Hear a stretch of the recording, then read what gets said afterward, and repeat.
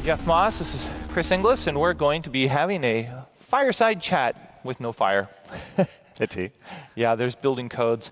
So the idea is we're just gonna, I've got some ideas to talk about here. I'll tee up some ideas, some questions, and we really get a chance to kind of look into the thinking that Chris has, the way he's approaching some of the issues, and hopefully it'll give us a little bit of a perspective of where we're going. Okay, sound good? sounds perfect, Jeff. Sounds good. Okay, First, if I could just begin by saying thanks for the opportunity to be here. I know that we're all desiring to get back out again and meet our fellow person. I used to joke that since I worked at NSA for so long, it took me years to speak in the presence of natural light. Here we all learning to speak in the presence of each other. This is terrific that we've got this physical join. I know there are a lot of people that are virtually joining, but it's high time we got back together again and influenced one another. Yeah, that's right. I think the first time I actually met you, you were at the agency. That's true. And it was right around the Snowden excitement. That's true. Yeah, that was... That's a word. Excitement. So in the previous discussions, starting with the keynote and otherwise, we've been talking a lot about the role of people in cyberspace. There's a lot of technology, but there's people is the core. We're doing this technology for people, and the role of civil society in a lot of these areas. The infrastructure, the people who are writing the code are generally private citizens, the companies, private companies, and so a lot of it is civil society. And when I was at ICANN, one of the things we had there as a civil society organization was this thing called the PPP, the Public-Private Partnership, or a public policy proposal. Right? They had collisions on their acronyms. And same thing, DHS, public-private partnerships. Now we're hearing about it again. And its track record of success is a little rocky, but one of the things we're hearing now in today's internet environment is in China, you see this forced public-private partnership where companies are mandated by law to support the national government in China. In the West, we're talking about a strategic public-private partnership, but it's of the willing.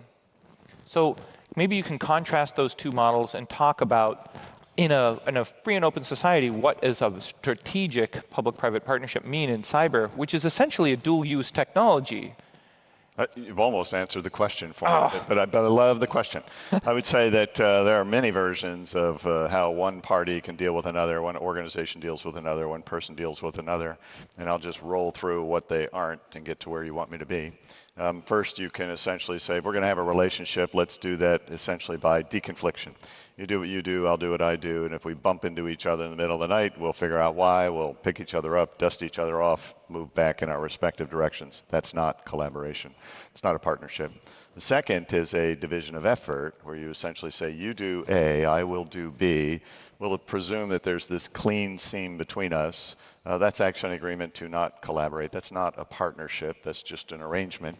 And oftentimes we try to substitute that for collaboration in this space, only finding out that what one side knows or the other side knows isn't enough to actually figure out what together they could know. It's sort of like they're next to each other, but they're not actually. Yes, they actually agree not to collaborate. And what I think I have found in my role, in my government role of the moment, but with some private sector experience behind me, is that we often overestimate what a government would know, underestimate what the private sector knows, and ignore at our peril what we could know together. So the reasons those efforts that you've described earlier did not work is because they were an approximation of one or more of those, or they might in fact be something worse, which is an attempt to subordinate one of those partners to another. That doesn't work. Cyberspace is not a hierarchical proposition. So we're looking for something more than pooling information. We're looking for more than sharing information. We're looking for a degree of professional intimacy such that we can discover things together that no one of us could have discovered alone. That we take a shard or a shred or a hunch in one side or the other, compare that to something that is kind of unanalyzed on the other side, and again, discover something no one could have discovered alone. Our British counterparts have done that, something called the National Cybersecurity Center. It's working. Our Israeli counterparts have done that. We in the United States are attempting to do that over at our Cyber Security and Infrastructure Security Agency, something called the Joint Cyber Defense Collaborative. Forget the acronym, remember the concept. It's beginning to work. It's noisy. Perhaps there might be on some days too many parties on that floor, but we're beginning to discover things in the bowels of those relationships that ultimately profit, as you kind of push that up, become actionable information so that you can take that off that floor and do something about it. I think that's partnership, and that can work. Yeah, I think the criticisms in the past were mostly law enforcement would come to the private sector, tell us, ask us, give us everything you know. Okay, and you turn it over, and then you never hear from them again. And so it was, you want to support, but you never got feedback, so you never understood if what you were doing was useful. So that would suggest that this private PPP would require some sort of feedback. Well, I would say that collaboration is what we're really talking about here, is generally built on several kind of attributes. One is you need to have a common objective, common cause, right? And in the realm of cyberspace, we get that in spades, right? There is a common set of infrastructure elements that we conduct our personal business, our societal aspirations on, and that's a shared asset. It therefore requires collaboration to defend. Two, you need professional intimacy, and by that I mean you need to be close enough to one another that if you're asking the wrong question or offering the wrong information, one of the other parties can see through that and say, look, I see that you have something that is actually valuable to me. It's the other half of what I've been missing. You don't get that by playing what the Americans call the game of Go Fish, where you ask whether somebody has a certain kind of card, you ask if somebody has the answer to a certain question. You're probably asking the wrong questions. You might be offered the wrong information. You need to get close enough where you can actually see across the hedgerows. And then finally, you need infrastructure. You need to have the means by which you can conduct that exchange. And so we've established the infrastructure. We're driving for that culture. We're driving for a partnership that's collaborative, not a division of effort. So you recently had an article published in Foreign Affairs talking about the sort of the need for a new social contract in cyberspace. Maybe you talk about that a little bit to give people some perspective who haven't seen it. And it sounded like you're sort of trying to apply or redistribute the accountability and the responsibilities in this sort of shared environment. Yeah, so thanks for asking about it. Harry Kresha, kind of a member of my office who's worked strategy both at the U.S. Department of Defense and now with us and me, we wrote this article, and it does call for a new social contract. But it's not new and novel. It might be new and novel as it's applied to cyberspace, but we've done this before. Essentially what it calls out for is an allocation of responsibility across the entire ecosystem to kind of ensure that every one of us, whether we're an individual or an organization or a government, is participating in some way, shape, or form in investing in the resilience of that space and then in defending what results. Today, however, what we have is too often that poor soul who's at the end of the supply chain who inherits all of the risk that no one else has bought down and is then toe-to-toe, kind of face-to-face with some adversary, whether that's nature or a nation state, toe-to-toe and finds themselves unable to prevail. We need to do what we've done in the automobile industry, the aviation industry, other industries, where we build these systems to be resilient by design. We build the systems within which they operate, road systems or air traffic systems, to be essentially safe, such that they have the properties necessary that you could navigate your way from place A to place B, fully confident that there aren't sharp edges or kind of jagged kind of things in that space.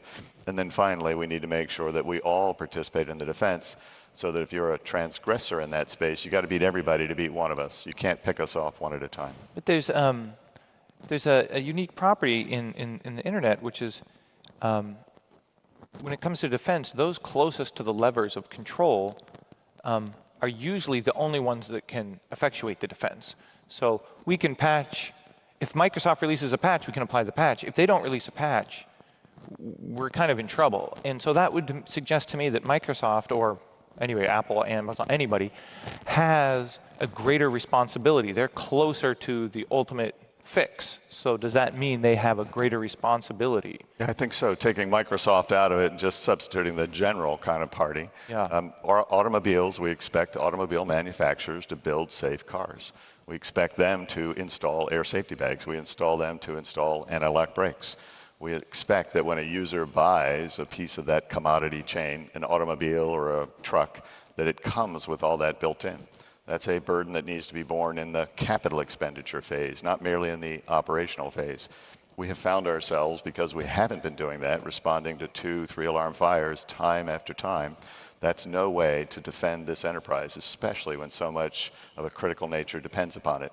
more than our individual aspirations, societal aspirations and critical functions depend upon the resilience of this space. We need to treat it as such. So to me, that sounds like more regulation is coming, or is it more self-regulation? Or since a lot of this is global in nature, we could fix everything to a perfect degree in the United States, but we're still at risk because other countries are building technology that we consume and use. So it's really about what coalition or trying to build and convince others to follow this model, or how do you? Well, great point. So let me tease out, I think, all the things you've discussed. First of all, I don't think we're going to make anything perfect. At best, we're going to create a defensible system, which then must be defended. So we have to think about both parts. How do we build the resilience and robustness in so that it is defensible? And then in a collaborative fashion, that partnership we talked about earlier, how do we then defend it? But to your point, I think that we're seeing that some degree of self-enlightenment, various organizations, individuals are now understanding the risk that comes from not building this in at the beginning. They're taking action. We're seeing market forces stand in where one company competes with another, not merely based upon the performance of the system in terms of its processing power, its bandwidth, or its ability to present things back in a dazzling array, but rather on security as well. So market forces have a role to play. But at some point, just like we have in other systems of interest, like automobiles and airplanes, we're going to determine that market forces haven't got us far enough, and we will, with the lightest possible touch, nation by nation, have to determine what is a non-discretionary feature that's required, something that we depend on in terms of creating the resilience and robustness so that the system can deliver the confidence that we want in the critical functions that it delivers. We won't be defending cyberspace for its own sake. We'll be defending it so that we can have confidence in the critical functions that rely on it. That's why we'll do this, not for regulation's sake, not for cyber's sake, but for the critical function's sake. So that's a perfect segue into my next point.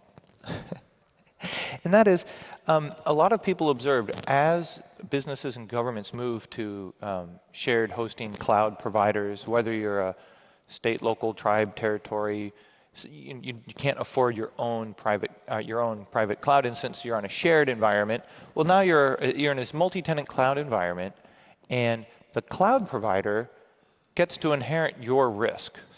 So your threat model as a nation state or as a government has to be assumed by the cloud provider, just like they're assuming the risk models of all their customers. But in this dual use kind of environment, I'm curious how. It's one thing if the cloud provider is defending against criminals, but it's different if they're defending against another foreign nation state that's coming after government. So in that situation, is there a role? What is the role of government? Or is that purely when the cloud provider gets attacked by some third-party country, like they're like, is this what they signed up for? But this is the only game in town because everything's dual use. And I'm just curious, where does the IC or the intelligence or the military versus law enforcement? Yeah, so let me cover that from two dimensions. One, in terms of the defensive proposition, who should defend a shared architecture, shared kind of artifact like the cloud? That's got to be, and again, we've argued this in our article calling for a new social contract, the shared work of all of those who participate in that ecosystem. So individuals have a role, organizations have a role, organizations who don't simply populate it, that with data, but organizations who build and deliver the services. We need to understand what each of their roles are. And governments have a role to support the private sector in creating institutions and norms and behaviors that then can play out so that they meet the expectations of their citizens. That's the shared work of all of those parties. There's a new social contract emerging where the private sector is the supported organization and governments are the supporting organization. Governments can provide intelligence about what the nature of threat looks like in this space or threat actors in this space. Government can use its convening power, or perhaps its powers to absolve of liability to encourage best practice. Governments can use their buying power to perhaps encourage the development of practices in that space. But at some point, the private sector bears a burden as well in terms of investing in resilience and robustness, and then in defending what results. Now, you've asked the further question, which is, but what if there are some nation states in the world that would hold that at risk, believing that's now a concentrated, valuable resource that they could then hold at risk?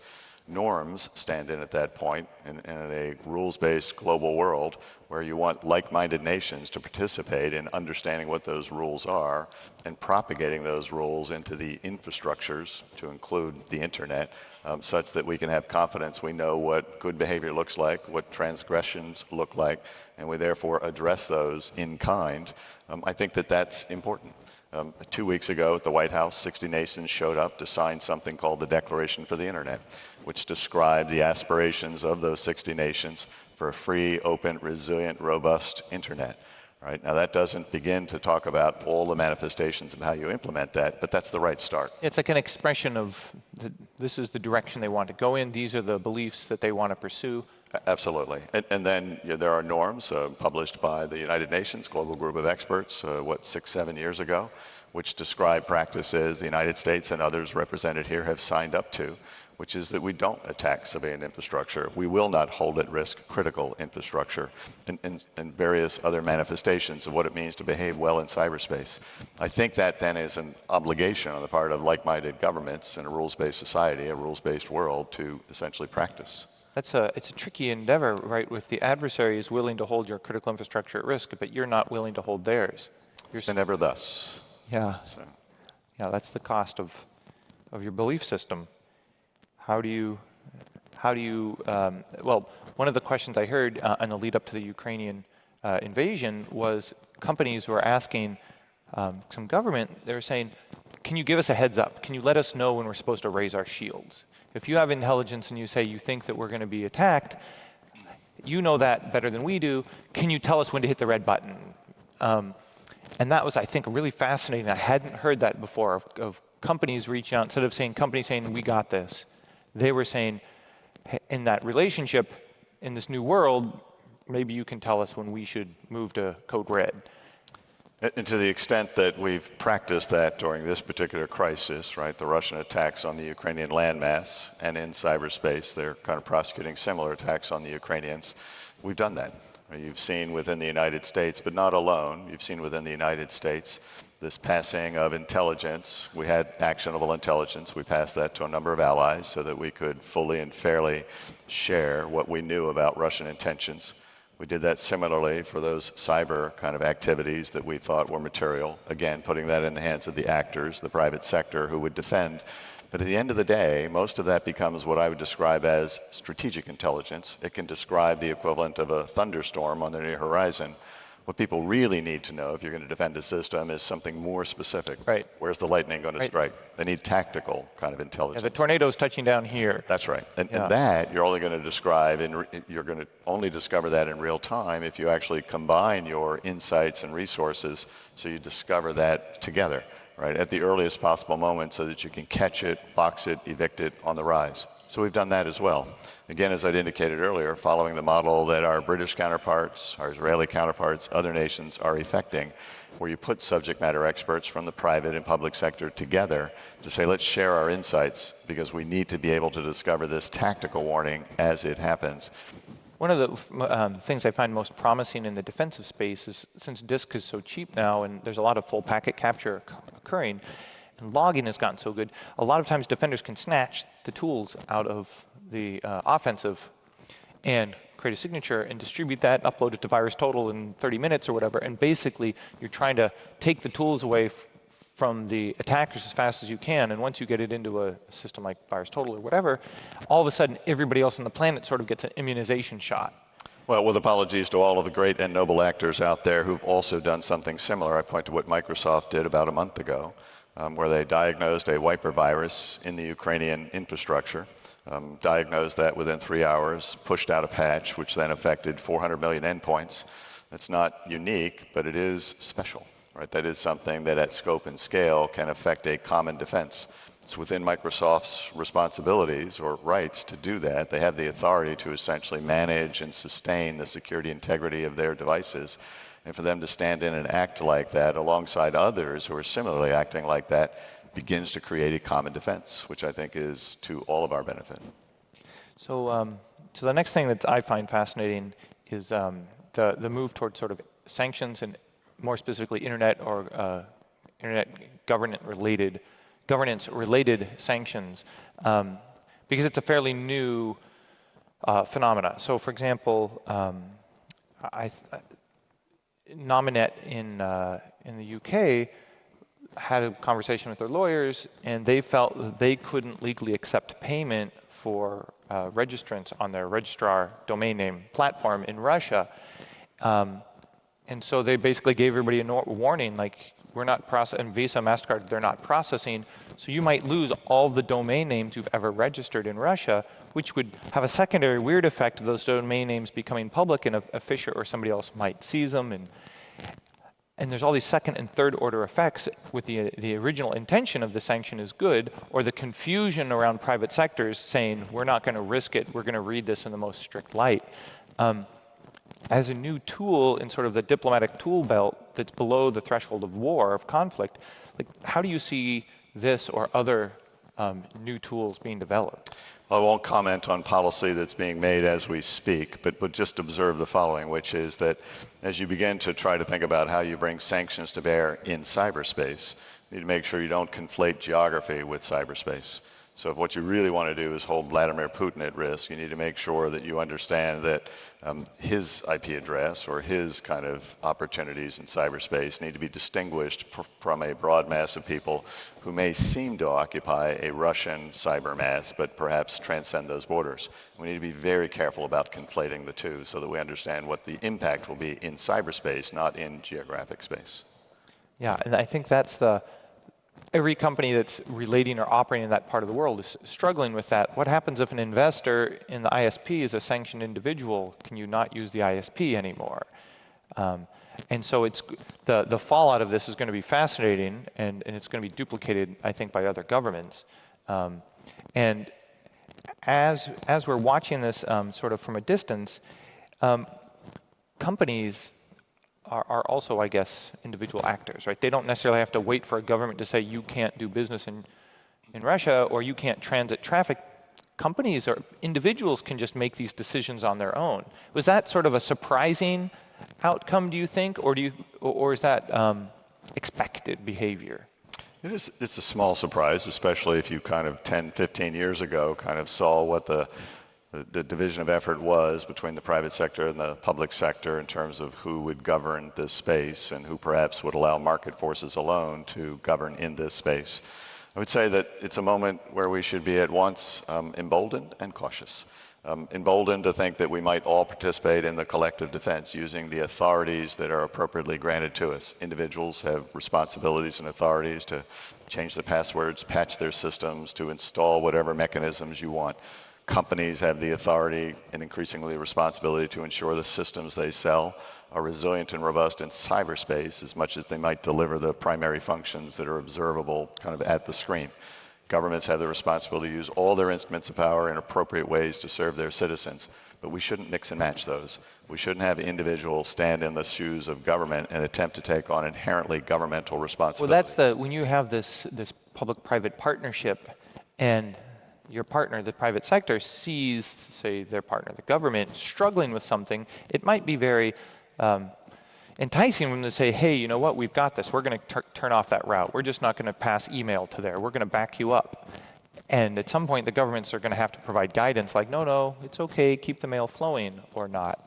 Well, I think that's the nature of collaboration, is you don't collaborate so that you can all do the same thing. You collaborate so that you can each bring your distinct responsibilities and authorities, expertise to the table in a way that they complement one another, but remembering and retaining that distinction between what one is authorized to do and the other might not, right? Use those in a complementary fashion, but not get confused about who has the authority to do what, right? We don't want to set up a system where we lose any sense of what order and discipline looks like, where you have no expectations about what good behavior looks like because you have no idea who owns what authority and how you can hold them accountable for that. Governments are held accountable by their citizenry, and they're sustained in power or not based upon whether they serve the needs of their citizens. Companies have a different kind of model in terms of how they sustain and are successful in what they do. And we need to make sure we distinguish between those governing mechanisms and treat those appropriately in this collaboration. There's the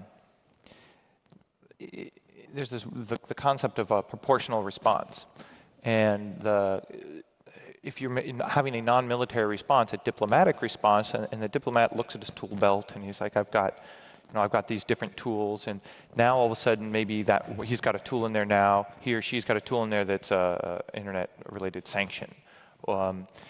And one of the things that made me, surprised me, but it made me smile, was, I don't know if you noticed, when India had this border skirmish with China, and instead of escalating, they're trying to do a below threshold of war, they're trying to do some kind of response to show that they're upset. And so they banned a ton of Chinese apps from the Indian app stores, Play Store and Apple App Store. And that was brilliant. I mean, it was an economic response, so a new tool goes in the tool belt. This app diplomacy, as I'm calling it, goes in the tool belt. And I think TikTok actually came out and was very upset about it. They said, that's going to cost us about $6 billion in the Indian economy. Like, that's not fair. And India was like, well, too bad. And China went to try to ban Indian apps and realized there's no Indian apps in the Chinese app store because they don't allow them. So there was no counter move, right? It was a brilliant chess maneuver. And so it seems like we're entering this area where the diplomats and companies are getting these new tools that are just popping up in their tool belt that they might not have even realized that tool existed. So it's got to be a really exciting time thinking through and watching how these new modes of diplomacy are signaling to each other is coming forth. Well, exciting has many manifestations. But leaving aside the efficacy of that particular move, I would say that what it really represents, I think, in my view, beyond what you've said quite thoughtfully, is that if something happens in cyberspace, the right answer might not be in cyberspace. Now, that looked like something that happened in cyberspace, but it really was an economic play. It was using the instrument of economic power to achieve some degree of influence. So I thought 4 or 5 years ago, when we began collectively to say that cyber is an instrument of power, that was less a representation of we're about to then mobilize cyber to achieve influence in its own right than it was about saying that cyber is just an instrument of power, that it's one of many instruments of power. If something happens in cyberspace, the right response may entirely be outside of cyberspace. And in the realm of nation to nation, it might be diplomacy, legal sanctions, public shaming, all manner of things that one nation can do to influence another. We need to put cyber in its rightful place, no more, no less than. So you think it's like a maturing or a growing up that the space has now entered parity with the other? I do, such that we no longer think of cyber as a silo where a cyber activity requires a cyber response. Cyber's long shown its ability to affect things well outside of cyberspace, to include public confidence. We need to make sure that we treat cyber in the same way, that we use the full panoply of all the instruments at our disposal in a thoughtful way. Again, you mentioned necessity and proportionality. According to the rules of necessity and proportionality, to have the most deft response possible, right? To make sure we have the impact that we desire and nothing more. Mm-hmm. And I think that's a fascinating point, that it's now on par. Because if you think about airspace restrictions, we're closing the airspace over the country. Now there's proportional kind of, well, you could close the internet, or I'm thinking back many years ago when the Russian business network, a criminal operation that was kind of bulletproof hosting out of Russia, and they couldn't get a response from law enforcement, and operators could not get a response from the government, and eventually they just de-peered the whole RBNAS. Like, you just don't get traffic anymore because the civil society, private sector had had enough, and they just de-peered them.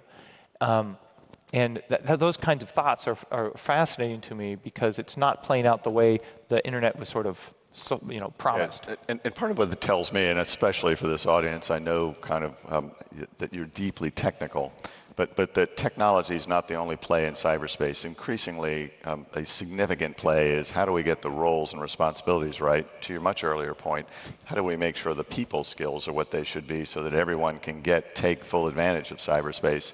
And then, of course, technology has a very significant role to play, but it doesn't drive alone the outcomes that we seek in cyberspace. I think for too long, because we've not defined roles and responsibilities and the skills have been uneven, we've had uneven results from the technology. That while one party might have predicted the way that would play out, various other parties, not being cut into that understanding or aspiration, were unable to meet their end of the bargain. We need to get all three of those right.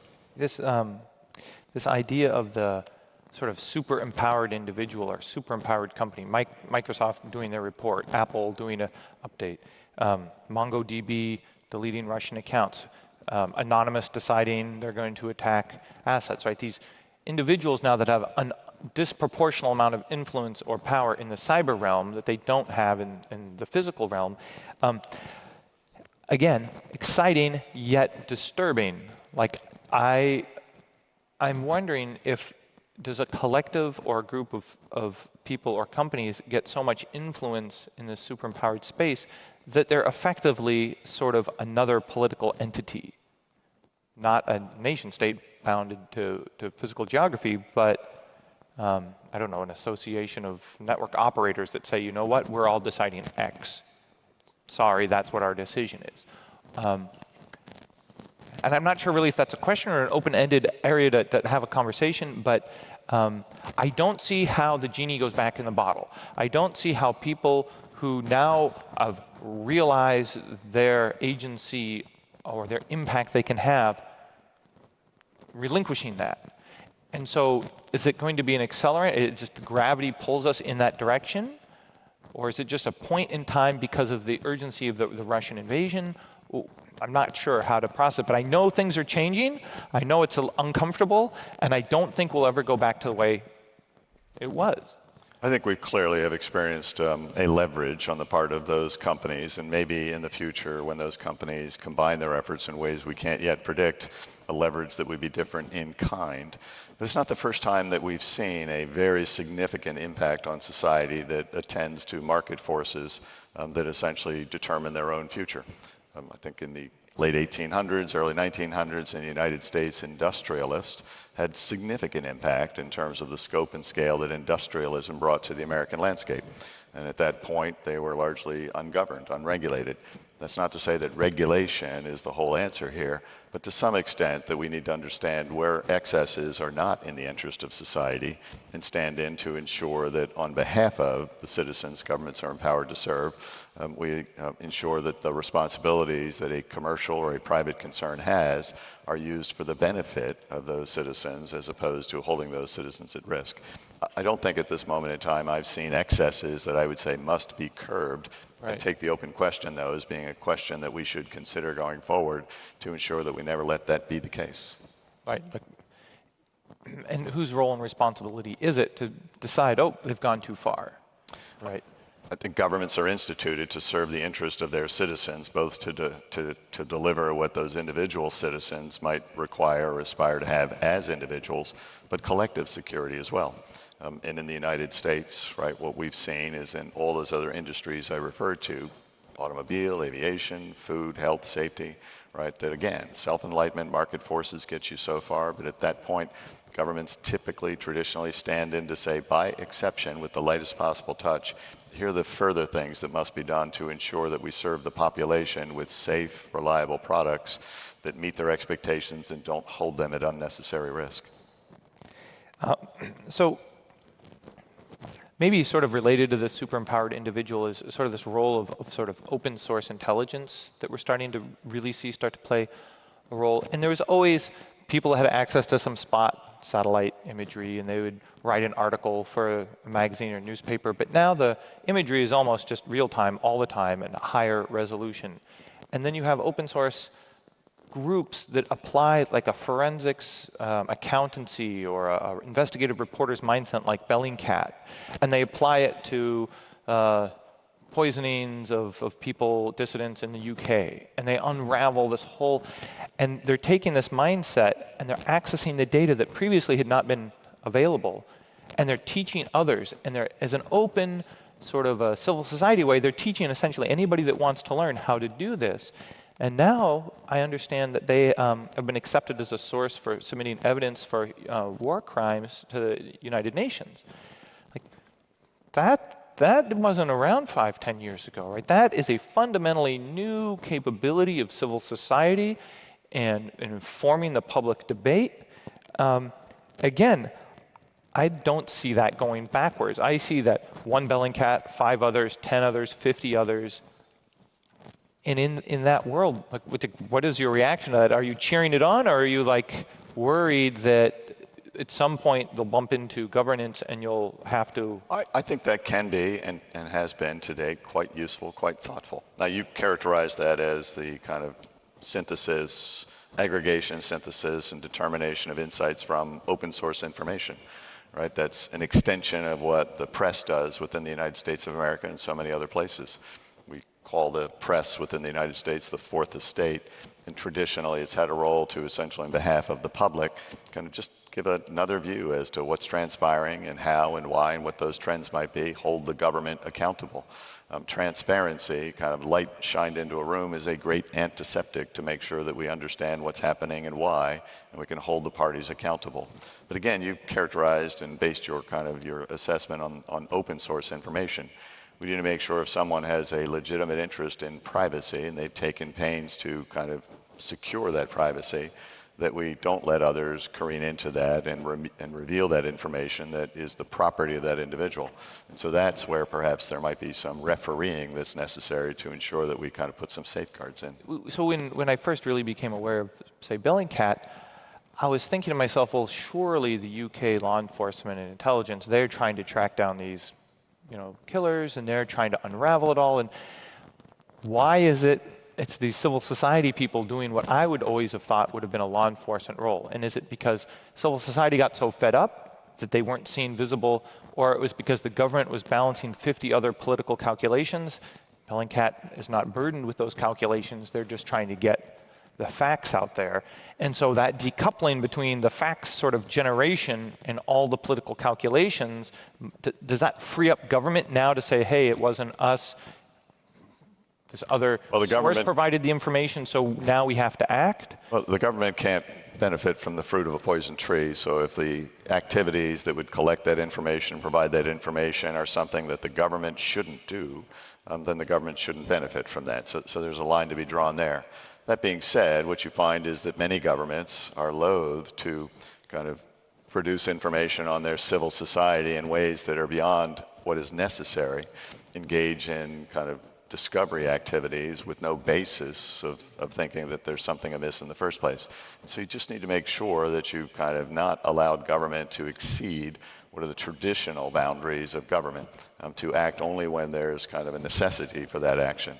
And therefore, these kind of broad excursions into the data sets available to these private concerns can't constitute the creation of a capability that you don't want government to have and that you've barred government to have. That should be a line. We shouldn't cross it. There's at least in this community, a lot of people want to get involved and they want to help. And so they'll say, hey, I've got a day job, but I have all these skills. I want to help. What can I do? And all of a sudden now, there are these other on-ramps to help. And so Citizen Lab, Ron Diebert's initiative up at the Monk School in Toronto, they've done all these reports about spyware targeting NSO, Pegasus spyware targeting governmental leaders. And if you look at who's writing these reports, who's doing the work, again, it's not government that's revealing this. It's private sector, civil society doing these deep dives with access to partnerships to other.